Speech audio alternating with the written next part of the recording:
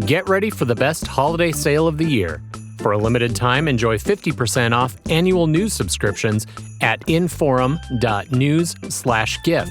That's right, 50% off unlimited access to local news so you can stay informed and connected to your community.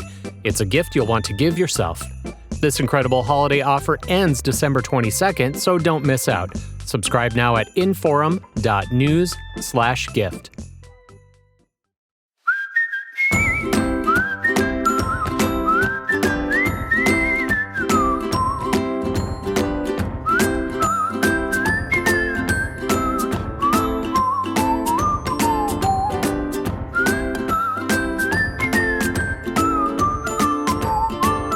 Welcome to Plain Talk, and boy, there's a lot going on in the world in terms of legal stuff. I like anytime, I like when a court hands down a ruling and then everybody on Facebook is all of a sudden a constitutional law expert. Although, on the other side, the Constitution belongs to all of us. We live in a democracy, and I guess everybody has a point of view they can share. Anyway, we're not talking about that court ruling. Instead, what we're talking about is a court case here in North Dakota. It's a criminal law court case. It's Ian Kramer, son of Senator Kevin Kramer. And there's a lot of interest in this case, not least because an officer of the law died during the process of apprehending Ian Kramer. He is now facing criminal charges related to that officer's death, also related to things like resisting arrest. Additional charges were filed because they allegedly found drugs in a backpack that was in the vehicle that Mr. Kramer was driving. So there's a lot going on there. And the interest, this is a political show, so we don't spend a lot of time talking about criminal cases, but this case intersects politics. And one thing that I've been seeing over and over again is concern about the potential that the son of a United States senator could get special treatment or different treatment or a different standard of justice than somebody else. And so to talk about that, of course, my co-host Ben Hansen is on. Also, Tanya Martinez, who is a criminal defense attorney who works in the state of North Dakota. She works for the Martinez Law Firm based in Fargo. Tanya, how are you? Well, you got the Martinez right. And in North Dakota, that is not always expected. I get a lot of Martinez, but my first name is Tanya. What did I say? Did I say Tina? Tanya. You said Tanya. Tanya? It's like Robe or Rob, or like my friend Mark Freeze always calls me Tanya. I thought I was going to. I call him Mike. I was like, did I say Tina or something? What is it? I can't pronounce. I'm a Midwesterner. I don't do so great with the vowels. That's okay. That's okay. You're just gonna have to. It's gonna be filtered through my accent. You're just gonna have to like you're not used to this. You live here too. Yeah, you betcha. So that thing's not gonna work on me there. Yeah, you betcha. Wow, we are full on. We are, yeah. Midwestern. Yes, we are. All right. So tell us about this case. I mean, where is it? A lot of times, people who listen to true crime podcasts and watch Law and Order, you know, there's always a lot of terms that are familiar to us, but you know, where is this process at? Like, he was arrested. He had the initial charges. They've amended some charges. Where is this at right now? So I'm pulling up the court docket here. It looks like he's made his initial appearance. Bond was set at $500,000. The initial information, which has since been amended, did not include the more serious charge. And so right now it's just kind of a wait and hold. He'll have a preliminary hearing that will be scheduled at some point in the future. That might even be up there on the court's website now. But it is going through the process, just as I see any other case normally go through the process. Let me ask you about that bond level right away. Is that pretty typical for a case like this? $500,000? So it's over in Western Western North Dakota. Sorry about that. And I'm not in those courts in and out every day, but $500,000 in Cass County would be absolutely appropriate. And that does vary by that much by location. I'm not familiar with that myself. Well, once you get over, 250, 300,000, $500,000, million, 1.5 million, doesn't make a whole lot of difference. He applied for a court-appointed attorney. So that tells me that he doesn't have a lot for assets in order to, you know, be able to bond out. Where are we in terms of the process? I thought it was interesting that he applied. I mean, I think the perception is this is the son of a United States senator. They're going to have the resources to get him an attorney.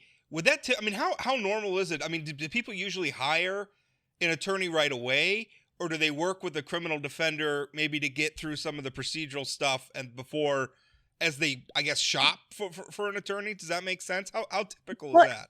It really depends. Some people just don't have the assets or the finances for an attorney. So in having this conversation, it's almost like we're assuming that he will shop around for another attorney, a better attorney. Yeah, I should say I don't know. I mean, I have no idea. Yeah. Right. We don't. Yeah, this is all speculation, to be clear. Right. And a lot of times, just because you come from an influential family does not mean that those assets are available to you to go out and retain an attorney. So we don't know what that situation is.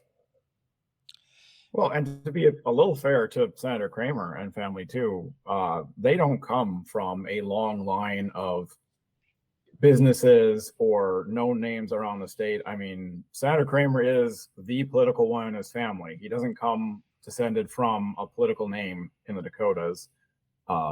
Listen to, strange places we're at. Ben Hansen kind of defend the legacy of Kevin Kramer.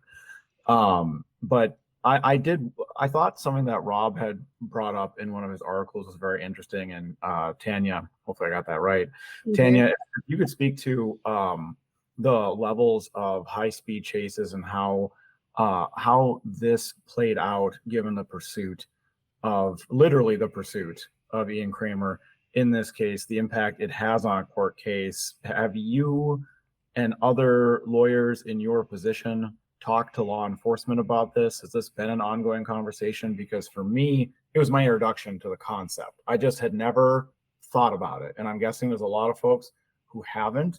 Has there been a long-term conversation about this? Where is it at right now? How would it impact a case like this? Do you mean as far as long-term conversations about individuals fleeing from the police and whether or not it's appropriate to continue that pursuit or discontinue? Both fleeing from police, but more than anything, what the second part, what you just said, what is standard police procedure? What are the guidelines that they are, police officers have to react to a lot of different situations where someone is being unlawful, and how they react is incredibly important. And they know that, but right now, clearly the mode of operation, from what I can tell, is make sure and pursue until you can arrest, or maybe the word capture is too crude, but apprehend the suspect in the case by sort of not all means necessary, because clearly there's no law enforcement officer in North Dakota nor elsewhere that is just trying to create wanton destruction, but there is an idea that it is warranted to chase them at literally high speed levels. And we have seen now a deathly consequence of this in a high profile case that is obviously tragic. This happens in other places too. Whenever you exceed speeds of 75, 80 miles per hour, we were dealing with, I believe, 100 miles per hour here. It doesn't matter.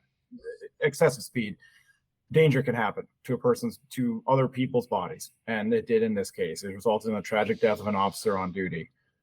What kind of conversations have been had among defense attorneys, among law enforcement that you're aware of?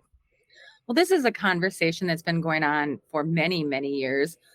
Certainly before I became even of age to practice law. It's always an ongoing conversation.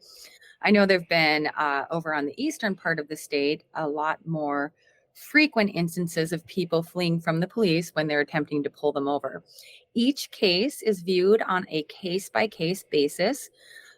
Pursuing somebody through town because you expected them of driving while suspended is certainly a different matter than pursuing somebody through town if you felt that they were armed and dangerous and had the propensity to cause somebody harm.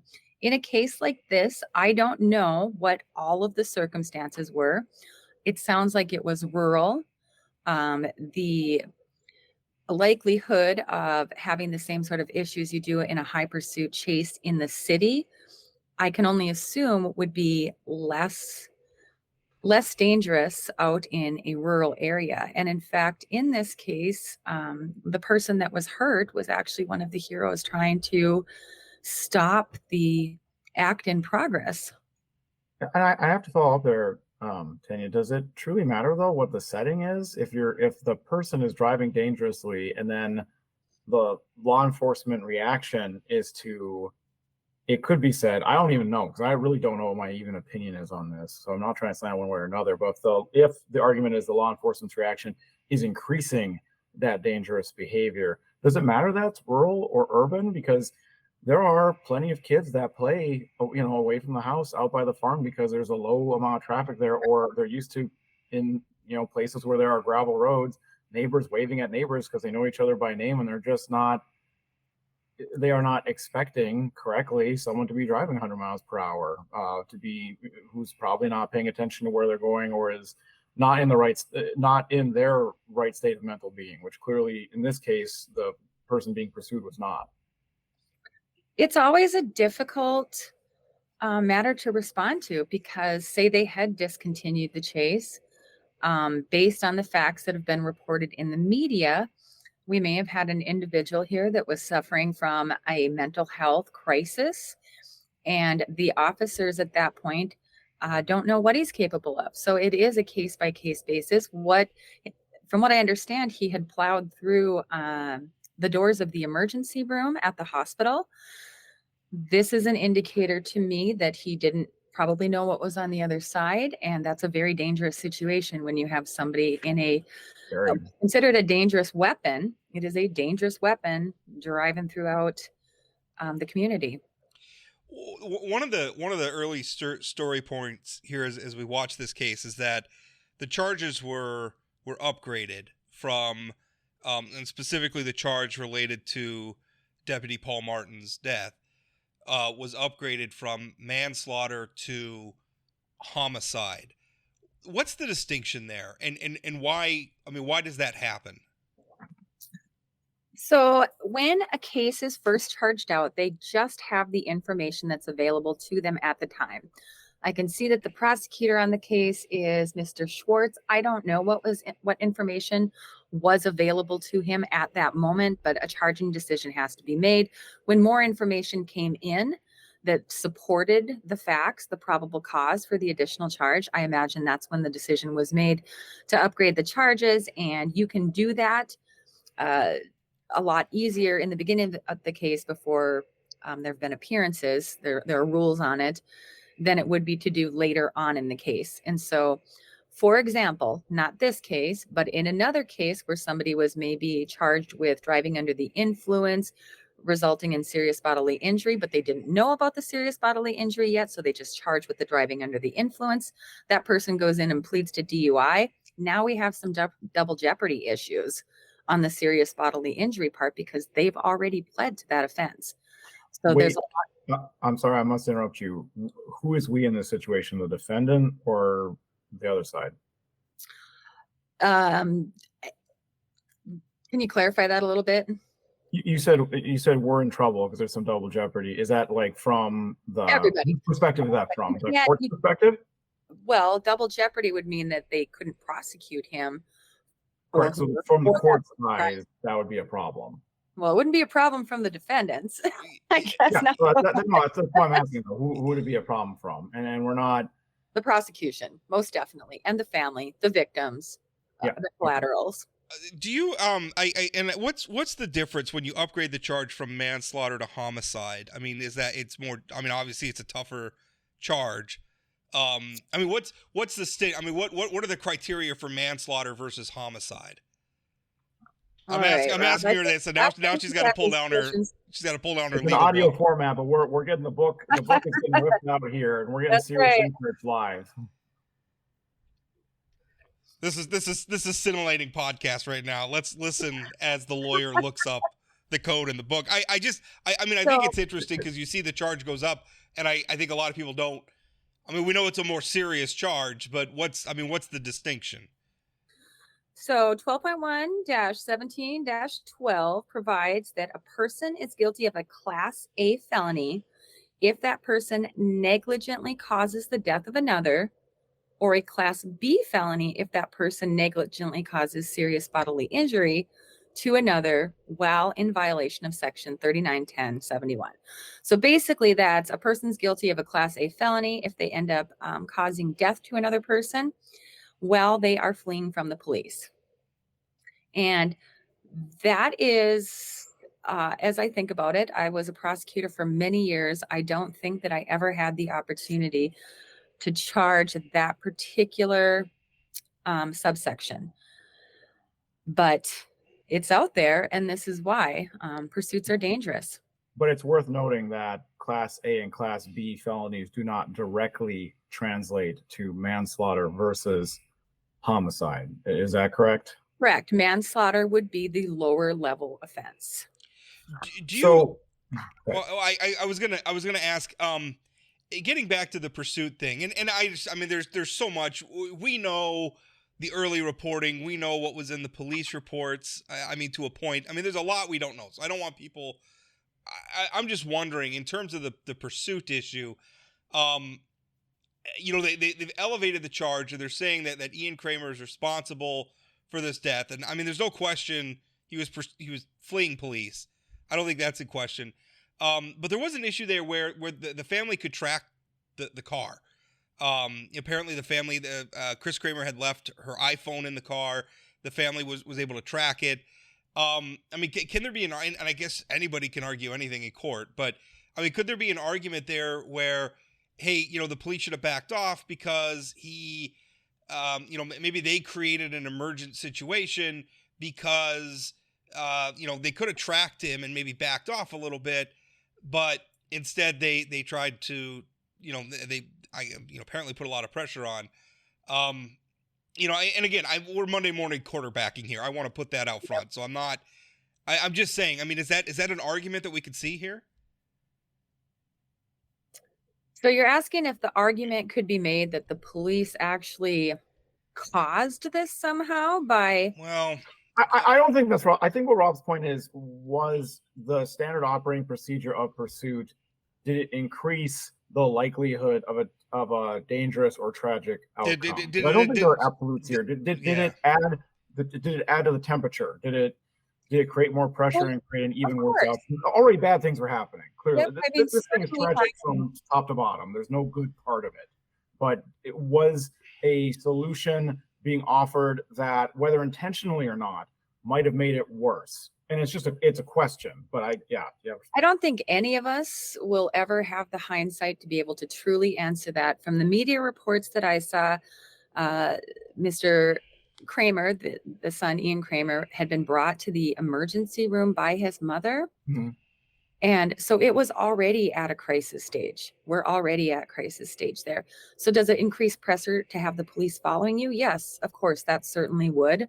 But at the same time, and in their absolute defense, they don't know what's going to happen next. He has been telling his mother, according to media reports, that he wants to go see his brother that is deceased. I can only speculate what that means. I don't know if he thought his brother was alive and he wanted to visit him, or if he was making direct suicidal statements. Yeah. Clearly something was going on. There was a mental crisis there, and from what we've read, Chris was trying to very directly address that. Yes. And address the situation. And we can all hindsight at 2020, but had they discontinued the chase and some other citizen had been harmed in some manner because things were not going well for Mr. Kramer at that point, something was going on, then we'd be in hindsight wondering why the police discontinued the chase, why they didn't keep on. As far as the cell phone being in the car, that tracking device can easily be tossed out the window. Had he figured out that his mom's cell phone was in there and been conscious of it, I mean, you can toss that. And then what? Then the police are looking for something that's not there and wasting time looking for a tracking device that isn't in the vehicle any longer. Fair points. Do you see any indication here along the way that this case has been handled in any different way than any other? And by the way, the stuff about the pursuits, I mean, to me, that's kind of an academic exercise. And I mean, much like police procedure, police use of force, I mean, you could argue that pursuit is even a type of use of force, maybe. We have debates about that all the time. Where are the lines? Where are the limits? And, policing's a tough job. And it's And these are very, discussions that we need to have both as law enforcement and as policymakers. yeah. Yes. And So, it's, keep and going it's with your point, but we right. need to And have them. yeah. And it's tough. I mean, it's very easy for us in a non-emergent situation where the stakes are very, very low, to sit and have these academic discussions, whereas police officers are obliged to make these decisions in real time where the stakes are very, very high. So I do want to make sure that I understand that. Incredibly high, right? 'Cause Yeah. we lost the law enforcement officer. I mean, Yeah.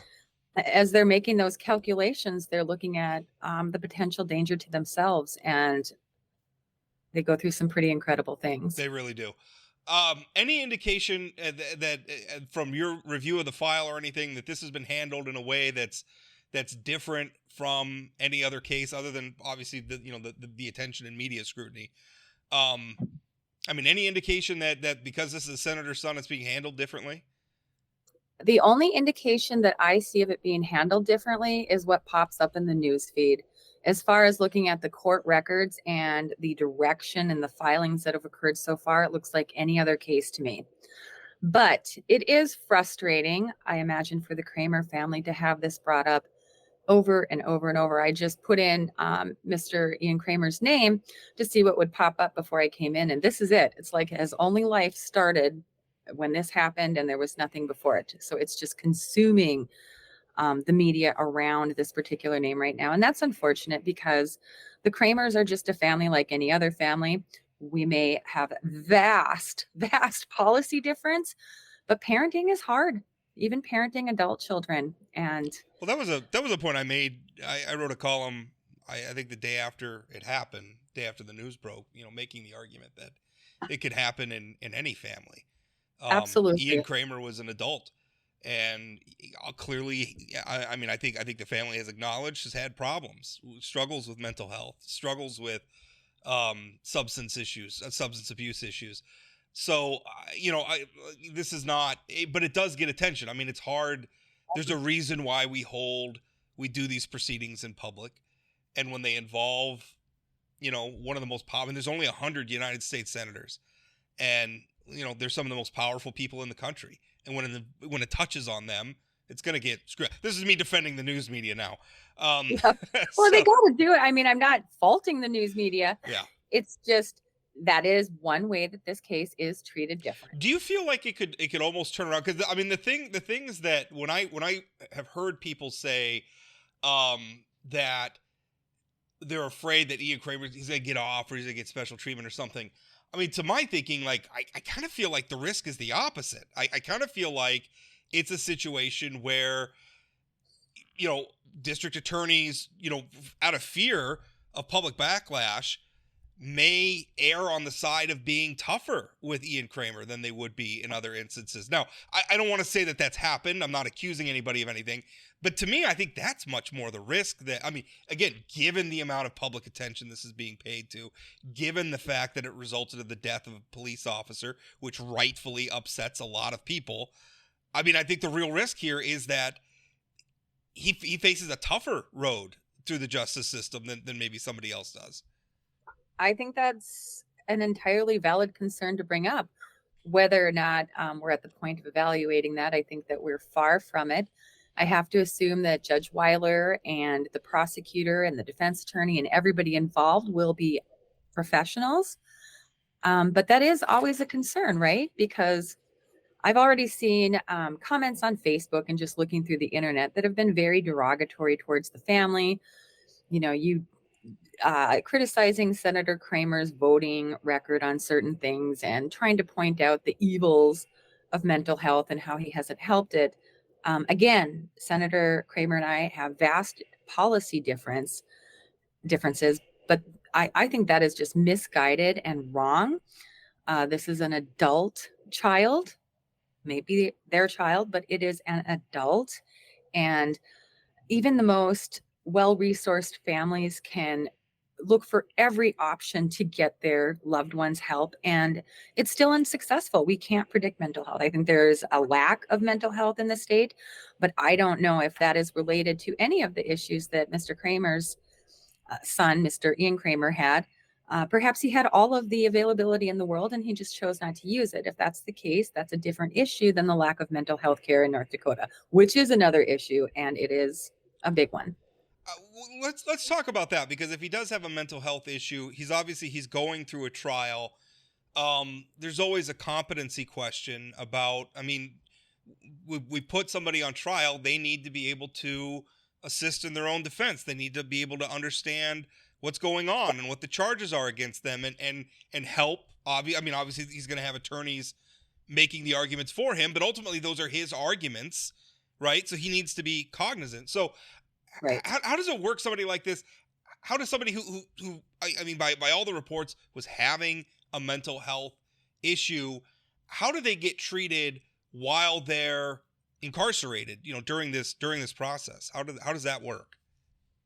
Well, it's not good because we have a statute, 12.1-04, I think is coming up right off my head. I'd have to look That's that the up. North Dakota Century Code in our state law.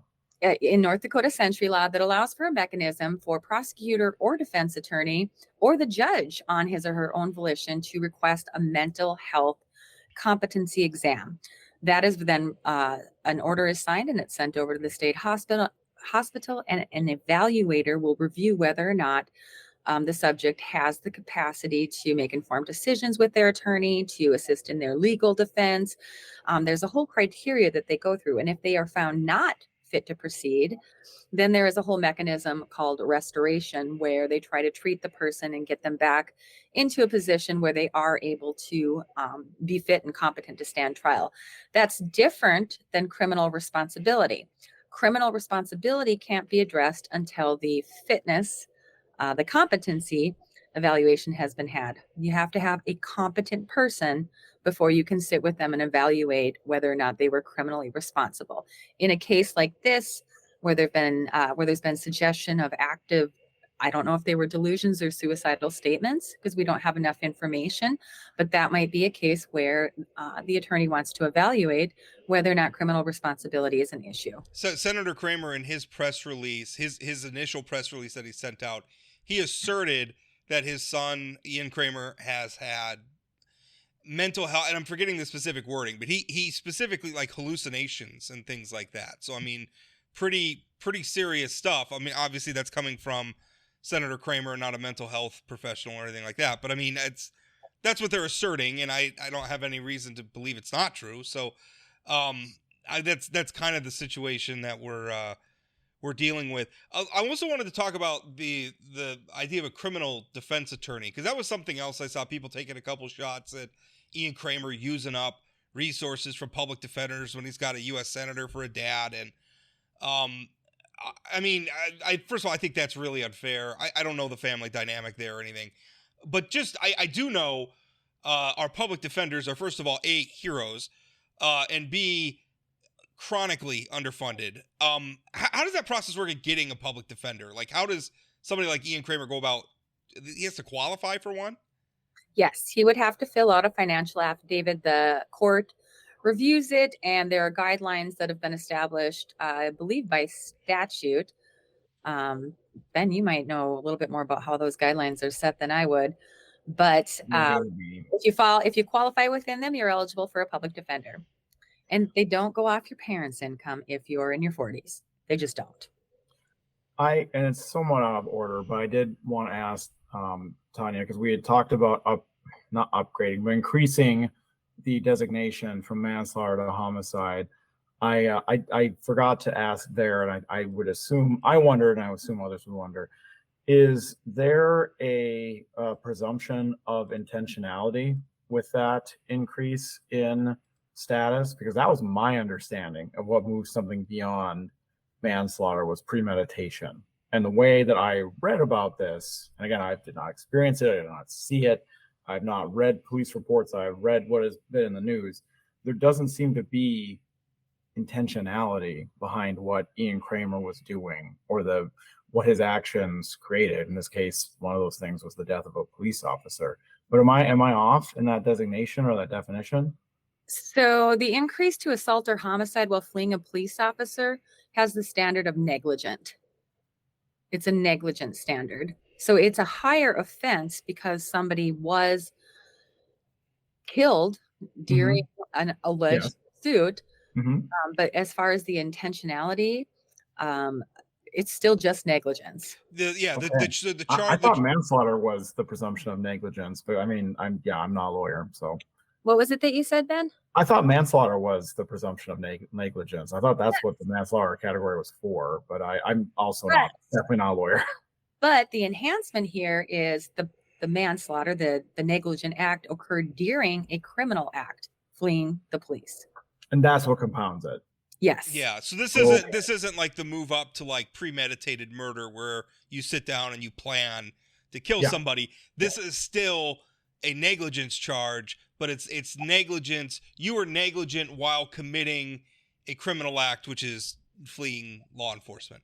Correct. Just like an enhancement for being under the influence of alcohol while you cause injury to somebody. That can significantly raise the penalties. Yes. Tanya, I appreciate you coming on and educating us about this, us true crime podcast listeners and Law and Order devotees who think we know how all this works and really don't. So I really appreciate you coming on and talking us through it. All right. Anytime. Thank you. Hi, everybody. I'm Chad Cool, host of the Northland Outdoors podcast. Hey, here in the Northland, we love our time outside. And on the Northland Outdoors podcast, we're going to talk about all of it. Not just fishing, not just hunting, but mountain biking, camping, rock climbing, bird watching, you name it. We're going to have it on the Northland Outdoors podcast. New episodes every 2 weeks on Spotify, Apple Podcasts, wherever you get your podcasts. So look for it and join us on the Northland Outdoors podcast. All right, just finished our interview with Tanya Martinez. I don't know. I don't know. I guess. See, now I've pronounced it one way. That's how it's going to be in my head for the rest of my life. That's just how it goes. Hey, the other thing we're going to talk about is obviously next year, presidential election year, looking like it's going to be Trump versus Biden. But also a familiar name, Kennedy, right? I mean, you're not familiar with American politics if you don't know the Kennedy name. RFK Jr., Robert F. Kennedy Jr., is also running. He is seeking he's an independent. I should set up the interview. Christian Carey is I'd like to introduce our guest. Is a grassroots volunteer person for the group People for Kennedy. And they're going to be in North Dakota. I wanted to have them on, both obviously to talk about the candidate. Christian is a local guy. He's from Jamestown. I want to talk about the candidate, but also talk about that process of when you go in to the voting booth, how do those names get on there, right? There's a process for it. And the Kennedy campaign or its supporters are going to have to go through that process to get the name on the ballot. So Christian, first of all, welcome to the program. And thank you. Thanks for having me. Let's start. Why RFK Jr.? Why do you pick him? Well, for a couple of reasons. I mean, one, prefacing it, my wife and I have been Kennedy fans, just like in general of like just who the family is for years. And specifically, we really like, Bobby Kennedy, and we like John Kennedy as well. And, just the tragedy that befell the Kennedy family and everything else too. But mostly because of like their public service and like, how they basically led, was really inspiring to us. So when we learned that RFK Jr. was running, at first a Democrat, and which, I mean, I'm a Republican, and I was like, I'm going to vote for this guy regardless if he runs as a Democrat or whatever. But when he announced as an independent, we're just like, okay, this totally changes the game. It's interesting. It's something that is, hard to do for an independent candidate. And we just really like his policies on, housing, freedom, and the economy. And he's just really pro middle class and pro America. So, yeah. Christian, and there's not a wrong answer to this, but, and you said, it sounds like your wife's part of this too, and you guys kind of do it as a team. Is Robert Kennedy Jr.'s campaign for president something that appeals to you personally? and your family, or is it, Yeah. if there's something specific about him that you think would be good for North Dakota as a presidential candidate? Because my understanding is you're trying to get him on the ballot here in North Dakota. Right. Correct. Yeah. So, I mean, ballot access is like in itself is like one of the major things I would like to talk about. But like generally, I would say that North Dakotans should know that he is, one, running for president as an independent, which is the challenges that we're going to talk about, and two, that he wants to help the middle class. You know, he wants to have that strong middle class. He wants people in their 30s to 40s, or, you know, or even younger in their 20s, to be able to afford housing, afford the cost of living, and basically the thing is to heal the divide that has been happening the last realistically 8 years of whatever candidate has been in the office now. So that's kind of like the message that I would like for North Dakotans to hear, the main top one. So, well, let's talk a little bit about ballot access, because he is running as an independent, and a lot of people don't understand one of the great one of the benefits of running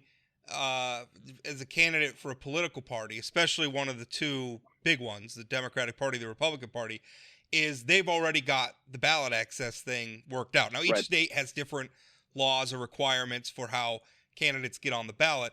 But generally, like for instance, here in North Dakota, if you are a candidate for the Republican Party, meaning that you've received the endorsement of, and even to the primary, like you don't have to gather signatures or anything to get on the June primary ballot if you won at the party's convention. Now, the signature requirement for the primary ballot's not very big, but my point is there's a benefit to that. You have an organization that's in place that has ballot access that can place its candidates on the ballots in these states. So if you're that party's candidate, a lot of that work is just kind of, it's already done, or it's just routine. If you're an independent, it's a different matter. And that's Christian, talk about that a little bit. What does your organization have to do to get your candidate on the North Dakota ballot for president? Yeah, great topic.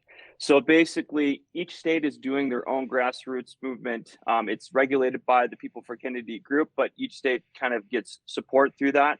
And then the main goal is to get signatures to get Mr. Kennedy on each state ballot throughout the 50 United States.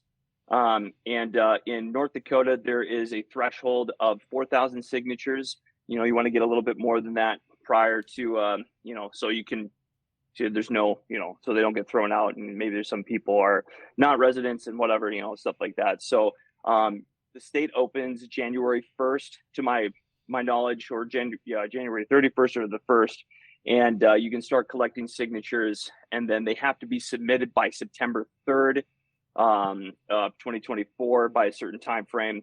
And then with all the other paperwork associated for that candidate who wants to run, and all that stuff, and wants to be placed on the ballot of North Dakota.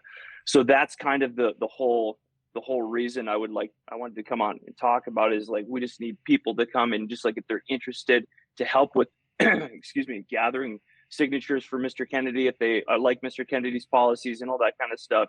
That's the primary objective of the People for Kennedy, North Dakota.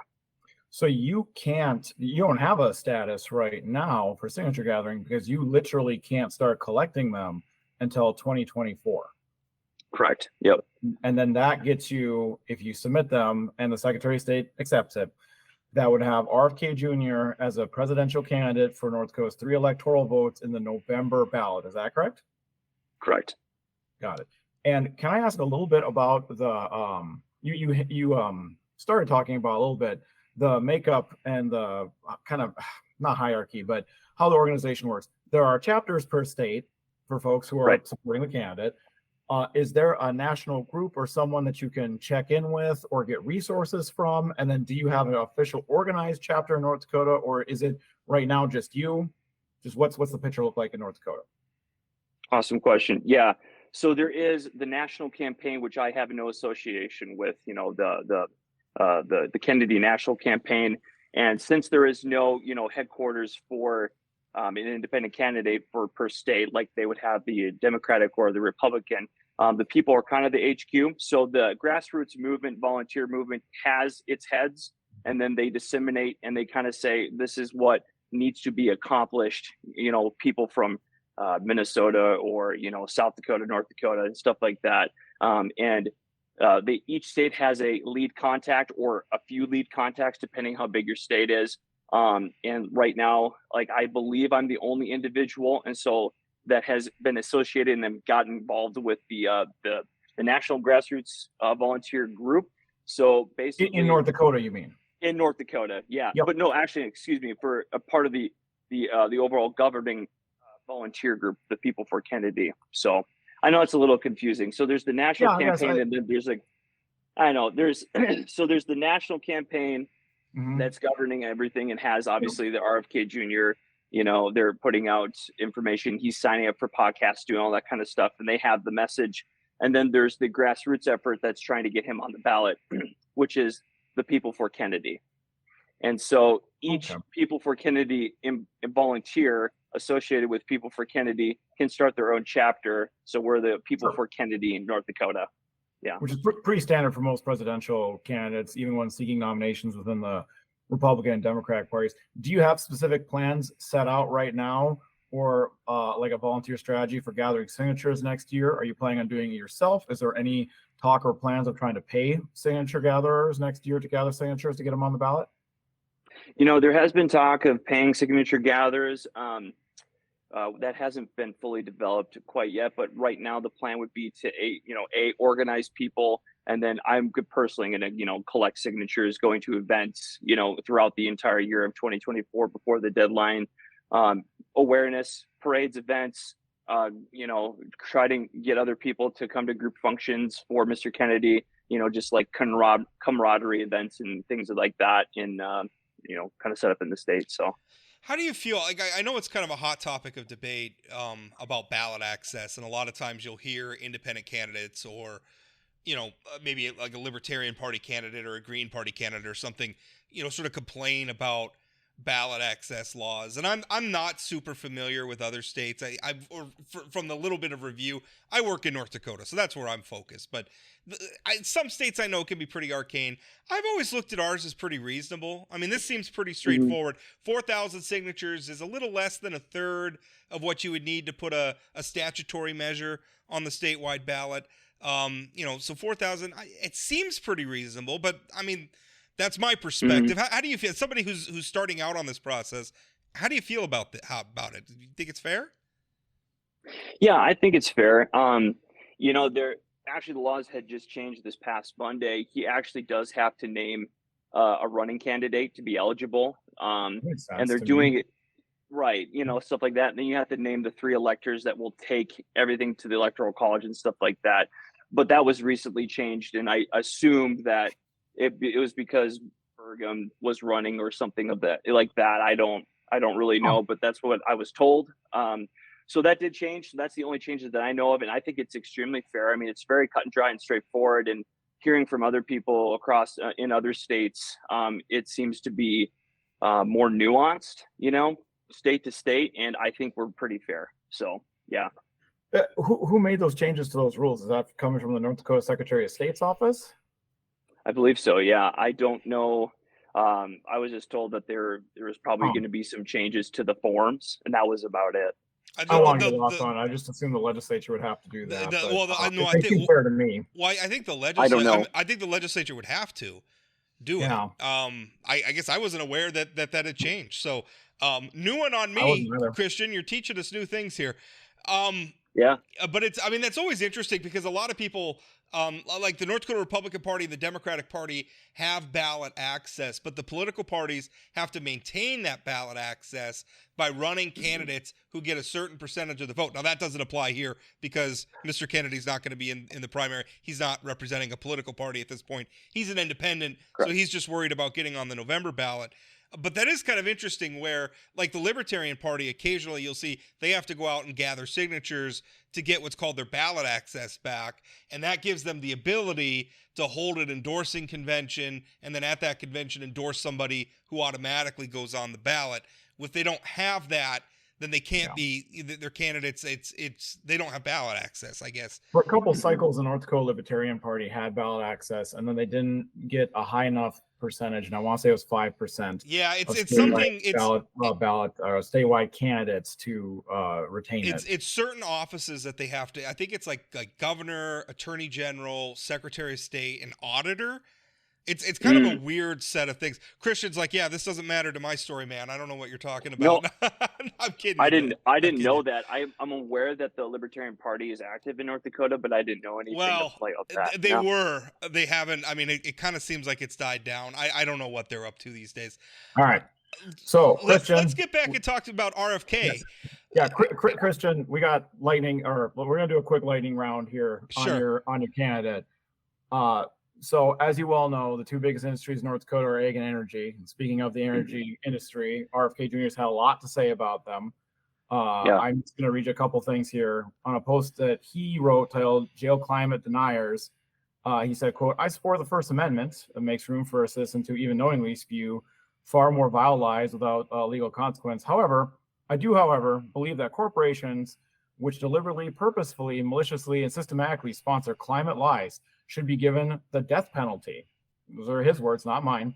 And he was specifically referring to the Koch Industries and ExxonMobil, and calling them a successful multi-million-dollar propaganda blitz to mislead the public about global warming, using the same tactics honed by Big Tobacco and its campaign to hoodwink the public about smoking. That's one of many things, and I'm sure you've heard these things before, but as a North Dakotan, how would you respond to that, or how do you think that message would play to people here with someone, you know, who has said that and is seeking the highest office in the land? Right. I mean, obviously that's a very strong statement. You know, I think it kind of stems from context as well. I mean, if you listen to what he's saying about climate and his environmental stance, you know, his whole entire thing is like, he's kind of one of those OG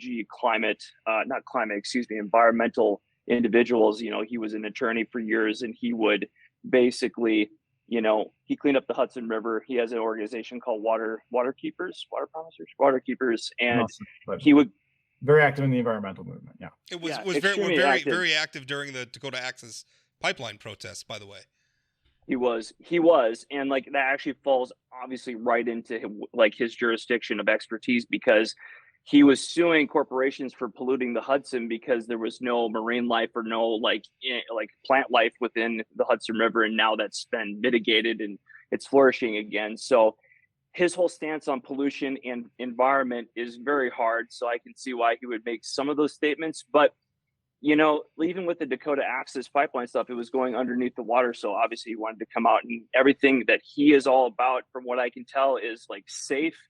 And he doesn't want, you know, corporations to get away, you know, with polluting environments where people live. Right. So that's kind of, you know, probably why he makes such bold statements. But yeah, that's kind of all I have to say about that. But I want you to know, I think it's just fine that he makes those statements. I would think it was fine if you whole hog agreed with them or disagree with them. What I'm asking is, how do you think that's going to play to a North Dakota voter, given the prominence of the fossil fuel industry in our state? Right. You know, I don't know. I mean, maybe it's probably just polarizing like anything else. I mean, I have no problem with it. I bet people in the, you know, the industry probably will have something different to say about it. But like, to me, it's nothing new, because obviously pollution, climate change, or any environmental topic is always going to be the hot button topic of any sort of presidential debate or talking point within their campaign. So it may capture others, and it probably will, you know, kind of push away others too. I mean, listen, I'm in the market for a third party candidate, or for an alternative. Because I find, I mean, listen, I'm on an island these days, right? I'm a conservative Republican who finds Donald Trump to be disgusting. So right. I don't know where to go. I mean, I can't. I mean, Joe Biden has his own problems with corruption, frankly, and is a liberal Democrat, and I don't really want to support that kind of government. I can't vote for Donald Trump. I looked at RFK Jr. and I'll tell you, you know, some of the stuff he said about energy, him being down at DAPL, I can't support somebody like that. That's my 2 cents. So have you heard anything though about like one of the reasons why ballot access becomes this fraught thing is because, you know, people are worried, like the Republicans and the Democrats are worried about like a threat. And by the way, if you voted, there's always other candidates than the Republican or the Democrat on the ballot in North Dakota. I mean, you have the Constitution Party, I think, is there a lot. You know, sometimes you'll see the Libertarian Party. I mean, they're there. The Prohibition Party sometimes gets people on the ballot in North Dakota. Yes, they still exist. Yeah, they do. That's crazy. But they have. I believe it. one of the things is that, you know, the two major parties don't like it because if they have somebody like RFK Jr. who is getting attention, I mean, he's getting traction with people. There's no question about it. They get worried because they're afraid he's going to split the vote for one of the two major party candidates. And so have you seen any pushback from that in North Dakota for people saying, oh, don't do that? Because, and by the way, I don't know who RFK Jr. would pull votes for. We have kind of a horseshoe going on there where, I mean, there's some of the things he said I can see peeling people away from Donald Trump. Some of the things he says, I mean, obviously his name is very associated with Democratic politics. He himself obviously was a Democrat for a long time. You know, but he could pull votes away from Joe Biden. So I don't really know but have you seen any pushback from people saying, oh no, we don't want him on the ballot in North Dakota? Well, I mean, the people I've talked to just in my small circles really like what he has to say, and they're very open to him, and they're actually supportive of him, and they want like merch or whatever, and they want to rep it and stuff like that. I think being a third party candidate is always going to be, I mean, I don't think we've ever had that before. So obviously it's going to take away from somebody, you know, I mean, it's just kind of math at that point, but it's the capturing of that middle ground audience, which you just kind of addressed too. Is like, you know, I'm a Republican, but like, you know, I've been searching for a third party candidate. So was I. I mean, like I was, you know, all these terms, left of center, right of center, or middle ground or whatever, on all the issues of different, you know, different varieties. And it's just like, there's not anybody out there that represents me. And then it just, RFK for me personally, and why I volunteered in the first place, fulfilled that middle ground for me. I mean, I guess one more thing I would like to say, actually, one of the big things, since we're in ag industry as well, is that he is really pro farmer. He wants to help farmers. You know, he doesn't want to take, you know, subsidies away from small farms or anything like that. He would actually encourage that. And he doesn't want like large corporational, you know, people who don't even live in North Dakota that may, you know, get farmer subsidies versus the small farmer, the local farmer and stuff like that. You know, he wants it to be fair and supportive for people, you know, to earn a living wage doing farm agriculture and producing food for America. So. Well, there's a lot that can and should be said about that. But Christian, I did want to push back on you a little bit. We have had third-party presidential candidates nationwide that made real efforts within our lifetime. Yeah, Ross Perot. Ralph Nader arguably is why George W. Bush won in 2000. Anderson in 1980. And Teddy Roosevelt when he was running against when he ran with the Bull Moose Party. I mean, these are all, you know. Yeah, Ben, we don't need to Christian, the two political nerds don't need to dunk on him and show our nerdiness. I was building up to a real question. Were you? Okay. Well, you are in political. You did enter the political dork arena, but but none of those have succeeded. None of those have gotten North Dakota's 3 electoral votes. How do you and the Bobby Kennedy Jr. for President campaign plan on taking these 3 electoral votes from Donald Trump, who has received more than 60% of the vote the last 2 times he ran for president? If you were to ask me, and you didn't, he's going to do so again. How are you going to change that? You know, I don't have a good answer for that, but what I do know is that polls show that, you know, at least 32% of North Dakotans self-identify as an independent candidate. And to me, that speaks to that middle ground majority where people are not either hard right or hard left on in the political spectrum. They just want to be in that middle ground, which is where I lay. I would self-identify as a independent individual, you know, like you're not so associated with a Republican or Democrat party. So that was, I guess that would be the only thing that I would say. Your question in rebuttal would be like, I don't know how we're going to do that, but I would say the numbers are out there where there's enough people out there in North Dakota that self-identify in this category that RFK is currently trying to fill that probably would could capture his vote and could potentially steal away those votes from Donald Trump. Well, I want to give some information here. If you want, the organization is called People for Kennedy. That's the number 4 Kennedy. Christian gave me. You mind if I read this email address out that you gave me that we can? Yeah. Okay, so I'm going to read it out. It's people and then the number 4 KennedyND at gmail.com. I'll repeat it.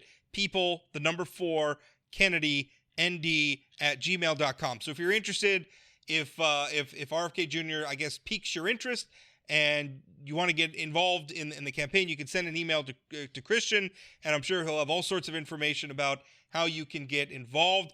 And I just want to say I'm very open-minded about this stuff.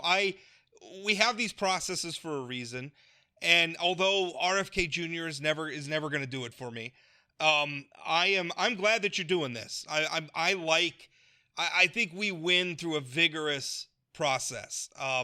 We have these things open for a reason. People should use them, and I'm glad they do, and I'm glad you're part of the process, Christian. Yeah, no, thank you very much. And that's why it's important to be an American and to do these types of things, because you can be involved in civics and politics and just on the local levels and feel like you're helping impact national campaigns. Definitely. It's real. This is real citizenship. Christian, thank you so much. We're going to put a pin in it there. Thank you for listening to Plain Talk. One more show this year coming up on Friday, and then we'll wrap things up. And we'll be out. You won't hear from me again until next year. So if you don't listen Friday, I hope you have a wonderful 2024. Thanks for listening.